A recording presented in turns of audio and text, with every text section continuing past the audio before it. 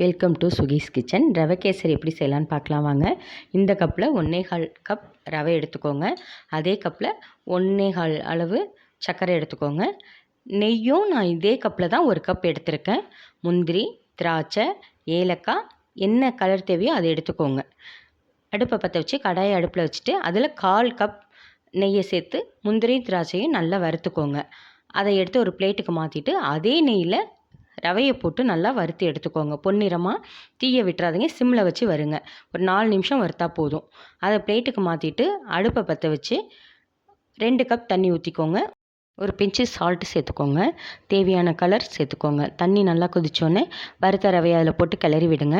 அப்போ அந்த மீதி இருக்கிற நெய்யும் ஆட் பண்ணிக்கோங்க. சர்க்கரையும் அதோடு சேர்த்து ஆட் பண்ணி திருப்பி மீதி இருக்க கொஞ்சம் நெய்யை சேர்த்து கடைசியாக முந்திரி, திராட்சை இதெல்லாம் போட்டு நல்லா கலந்து விடுங்க. கடைசியாக மீதம் இருக்க நெய்யும் ஊற்றி கலந்துருங்க. இப்போ நம்மளுக்கு சுவையான ரவா கேசரி ரெடி.